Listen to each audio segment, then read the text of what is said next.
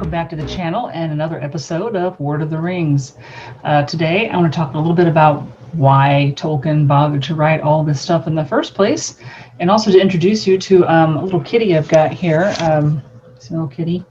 I told my husband I feel a little weird talking into a webcam when there's no one, that I'm not talking to a person, so he gave me Kitty to talk to. We'll see if that helps at all.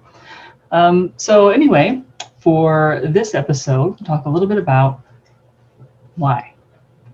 What prompted this dude to start writing these stories down, to invent languages, to make this huge saga? Of course, he started in World War I with some stories. They looked a bit more like World War I, apparently. There were things that seemed a bit like tanks and stuff like that. He kind of trashed that idea eventually. But we have these ideas of languages and places he wanted to write about. But then the first book he wrote about, The Hobbit, it's a much simpler work, right? And it's there and back again, right? And what he kind of does in The Hobbit is every chapter you kind of get a new little part of the world. So you get introduced to a hobbit, you get introduced to a wizard, and you get introduced to some dwarves, and you get introduced to trolls and elves, and and spiders, and it goes on like that. So you see a little bit more of the world, a little bit more, but you don't really get a lot of backstory. I mean, almost. I'm sure it's not quite this literal, but Elrond has like one line that says something. I was born in Gondolin before its fall. Okay, great. We don't know what Gondolin is. We don't know how long ago that was. We really don't know how old Elrond is. It's just, okay, he was born in Gondolin before its fall. And beyond that, there's not a great deal of backstory given. You basically get Bilbo's story of there and back again. So when he starts writing The Lord of the Rings, which is just one book. I mean, people call it a trilogy, but it was really the publisher that split it into three because they were worried about the cost of paper. But it wasn't written with the intention of being three books. It's supposed to be one book. So anyway, as he's writing this, he's starting to introduce a lot more of the backstory. And he's starting to develop a lot more of these characters and what their world is like at the end of the Third Age. What does that mean? What's the First Age? What's the Second Age? If this is a Third Age, right? What do these times mean? And we'll talk about those in some other episodes. But he also had this idea that he wanted to create an epic for the English people. Specifically the English people, not British people in general, but the English people, because they didn't really have one.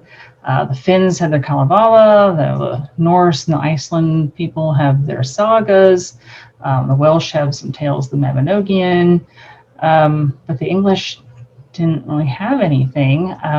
He didn't think King Arthur counted because the very, very earliest stories about Arthur are actually Welsh stories.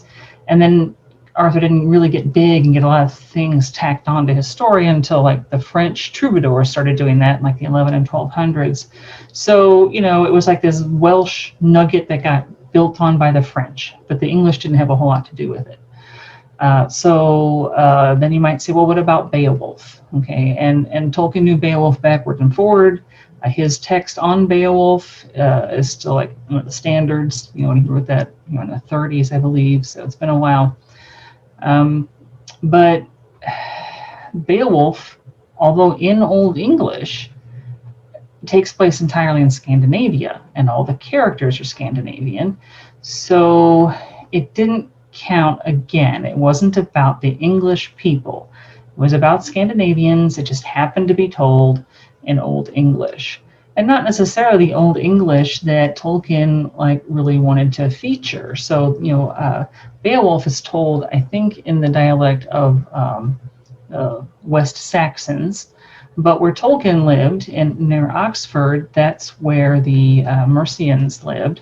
So if you look at the language that, say, they speak in Rohan, it's Old English, but it is specifically the dialect of Old English spoken around Oxford. It's not that dialect that Beowulf was written in. So he had even a specific idea of which dialect of Old English was good enough to put in this. So he's going to try to develop the story. He wants to feature, things that are kind of like the English history. So, if you know kind of some things about how England becomes England, the Anglo-Saxons come into this Romano-Celtic Britain after the Romans are pulling out there in the 400s. And there are three peoples. We say Anglo-Saxons, but if you actually, look back, it's the Anglo-Saxons and the Jutes, right? So there's three different ones. They are led by, at least in legend, by two brothers. Their names are Horsa and Hengist. Both of these words mean horse in Anglo-Saxon. I think Hengist specifically means a stallion, but basically it's horse and his brother horse, male horse. And then so he's going to take that and he's going to translate it to this little part of Middle Earth that is really sitting in for England. You've got this area of the green rolling hills, and the people who live there like to smoke their pipes and to go to the pub and to drink their ale, and they like to garden, so there's flowers everywhere. And it looks a heck of a lot like, the area around Oxford. And not coincidentally, these people who live in the Shire, and the word Shire is a very good Anglo-Saxon word, it's formed by three different groups: the Falahides, the Harfoots, and the Stores. They were led by two brothers who were both named words that mean horse. Marcho and Blanco are both apparently words for horse in Anglo-Saxon.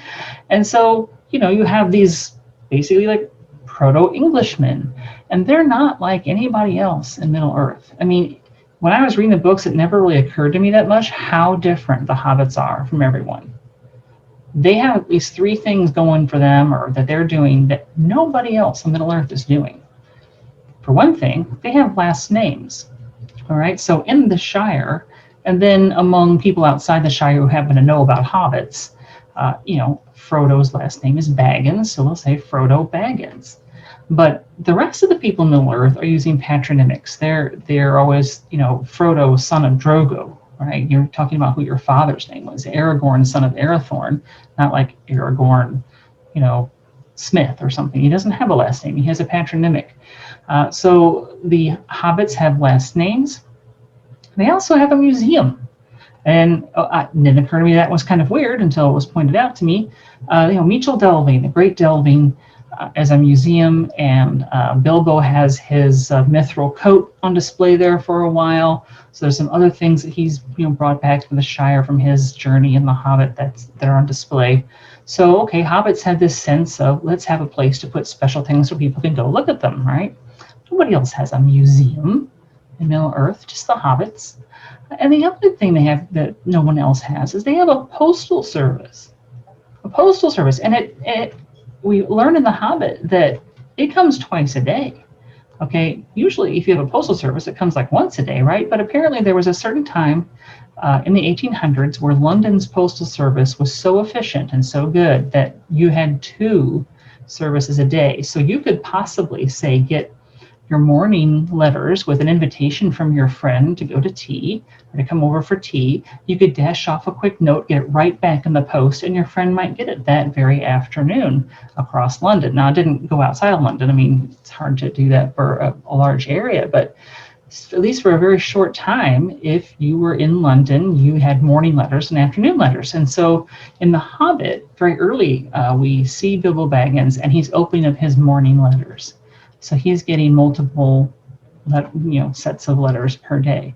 So between a post office and last names and a museum, and then having this sort of pub culture and the smoking of the pipe and the weed and having all the flowers everywhere, you're looking at something that is just very, very, very English. And so he's got his sort of proto-Englishmen in their sort of proto-England. And we're good to go. Now, these are the people that the story is going to focus on. But I think everybody knows that Tolkien was a scholar of various things, and he knew a lot about Norse mythology. And one of the things that he liked, or I guess maybe admired is a better word, that he admired about Norse mythology is that there's no reward in Norse mythology, right?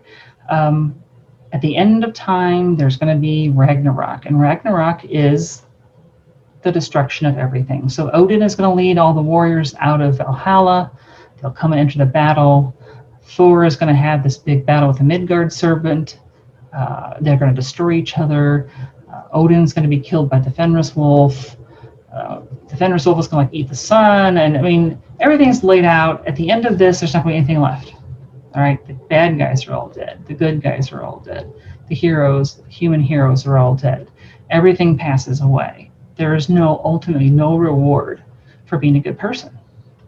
There's no heaven, right? There's Valhalla, but that's only for slain warriors, and they're all going to die in Ragnarok. So there's no God who's going to come pat you on the back and say, well done, my good and faithful servant. Here's your reward.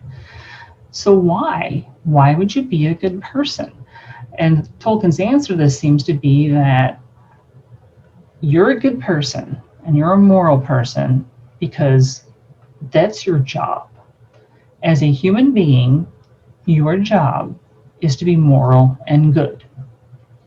You don't have an excuse not to do that just because it's not fair or because no one's going to reward you. Too bad. It's your job. You do it if you're going to be a human being. So you have to have hope, basically, that you're going to be able to hold up under this pressure, I guess. You can be a good person. You can do the right thing, even if no one ever knows, even if you never get rewarded for it, that you're going to be strong enough to just do it. And Elrond really supposes that everybody's going to do that. In fact, when he at some point tells, I can't remember who he tells, but it might be the Fellowship, but he tells them, this is your choice to go on with hope or without it. So the going on part, the continuing to be an upstanding person, the continuing to make those hard choices and to do the right thing, that's not an option. That's just what you do.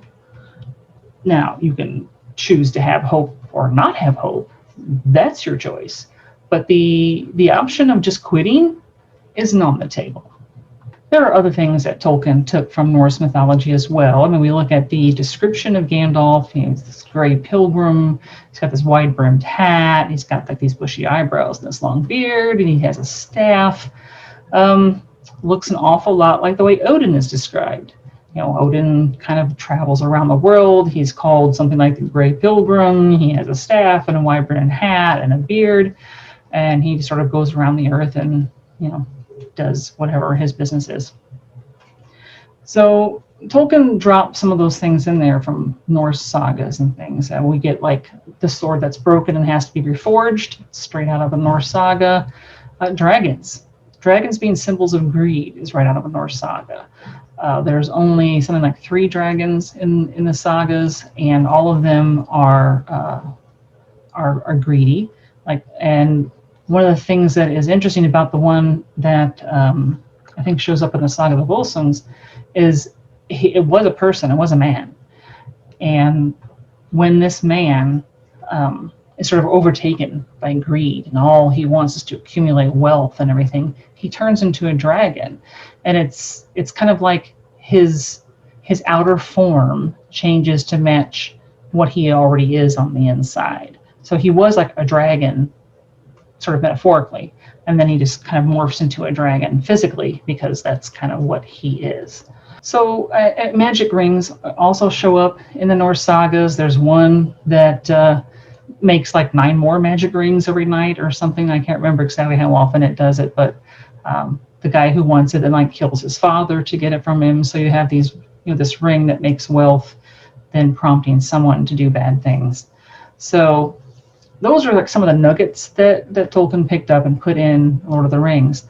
But what kind of went over my head for a long time was how much of his own faith he put in there and how much you can spot some like glimmers of Catholicism. He was a very strong Catholic, and he wanted to show a world where you could kind of see glimmers that someday Jesus is going to come and save everyone, but he can't show him doing that yet, because that's, not going to happen for thousands of years. This is supposed to be some sort of proto-Europe and maybe a proto-England, and so Jesus can't show up, but hints of Jesus can, right? Okay, so here's a few of the ways that Tolkien got his Catholicism in there. First of all, when the Fellowship leaves Rivendell for their adventure, it's December 25th. And then when they when Gollum finally falls into the cracks of doom and the ring is destroyed, it's March 25th, which is a day of Annunciation in the Catholic calendar. And it was also traditionally, I believe, the day of Good Friday, possibly. Another little glimmer that he stuck in there is that, Gandalf kind of levels up, right? He was Gandalf the Grey, he comes back as Gandalf the White. So, but when he shows up, he's mistaken for Saruman by his friends. They don't recognize him until he says or does something that triggers them. And they're like, oh, Gandalf, why didn't we recognize you? Well, if you're thinking about in the Gospels, there's a story of after Jesus is resurrected, he shows up on the road to Emmaus, right? And his friends are walking and they're telling this stranger all about their friend Jesus. He was killed by the Romans. He's come back to life. And they don't recognize Jesus as who they're even talking about until they get to Emmaus and he breaks the bread with them, and suddenly they recognize him, and then he disappears and they all run back to Jerusalem to tell everyone they've seen Jesus again.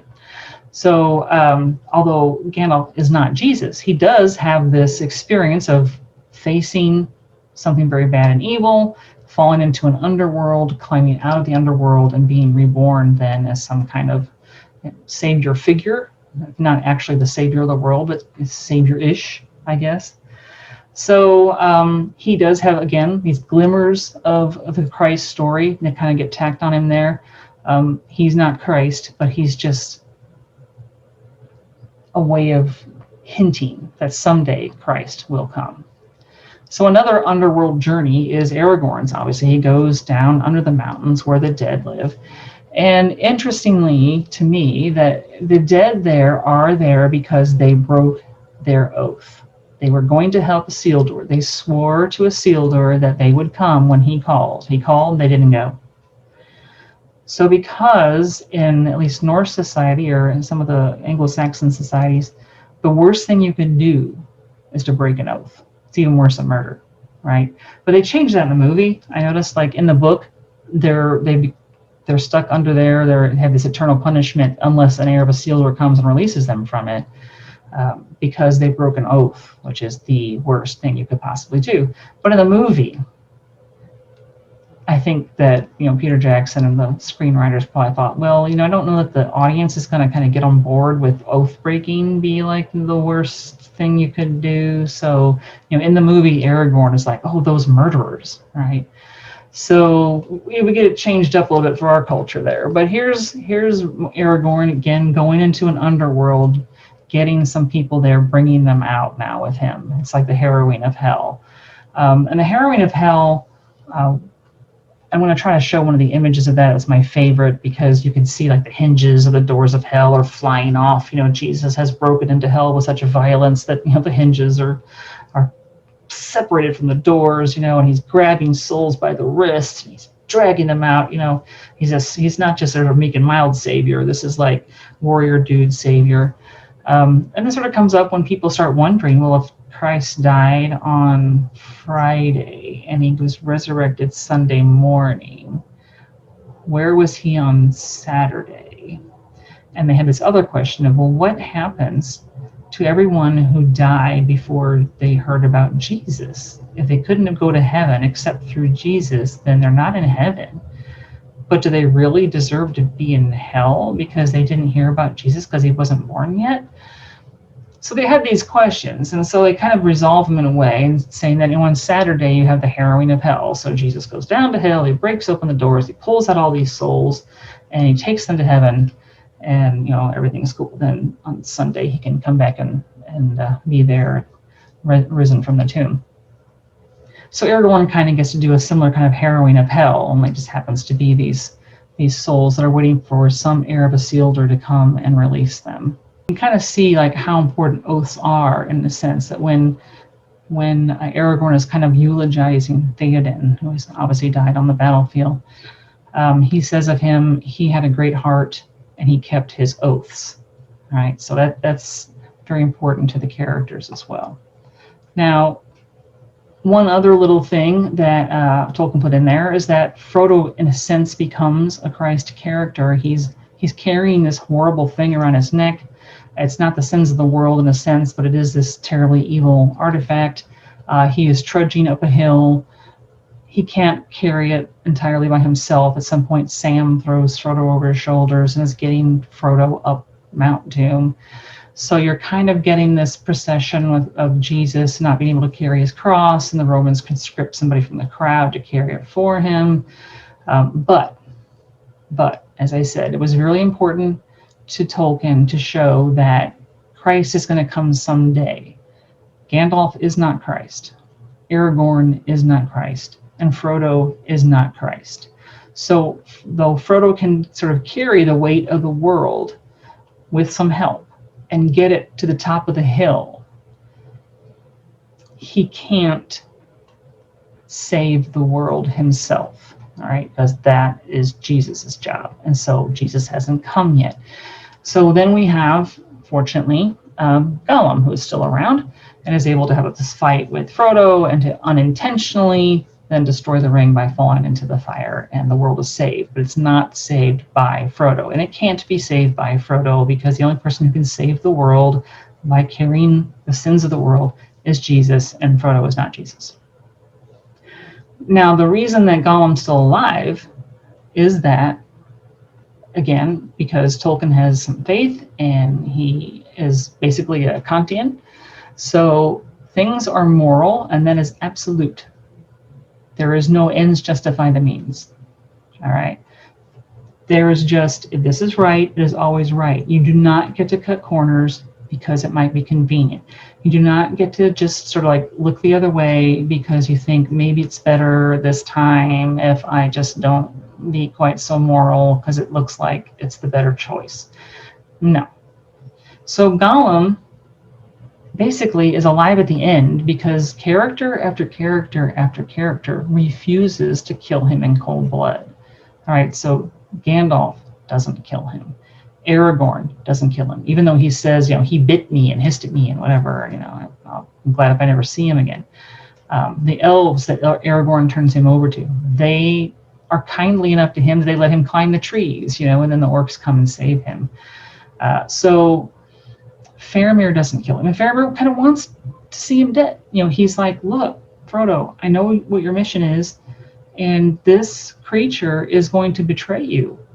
If I have one of my archers shoot him now, you will not be betrayed, right? Surely your mission will have a better chance of success if you don't have this traitor in your midst. And Frodo's like, no, you cannot kill him.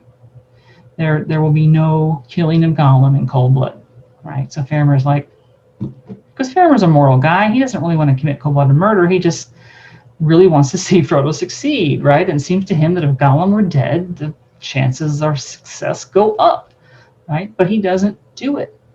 And so over and over and over again, you get our main characters not killing Gollum, even right to the very end, when Gollum, on the way up the mountain, and Gollum attacks Frodo before they even get to the Cracks of Doom. And so Sam separates them, tells Frodo to go on to the Cracks of Doom. He's going to take care of this. He pulls out Sting. He's having this fight with Gollum. He gets Gollum where he wants him. He's got a sword. He's about to kill him. And could you really blame him, right? Because Gollum has done so many horrible things, and he just now tried to kill Frodo. Sam is just defending Frodo. Who could blame him if he sticks the sword through Gollum's heart? And as he's looking at Gollum there on the ground, he can't do it. Right? He remembers what the burden, how burdensome it was to bear the ring, even though he only did it for like an hour. And this creature had it for 500 years. And he just suddenly has all this pity for Gollum, and he can't kill him.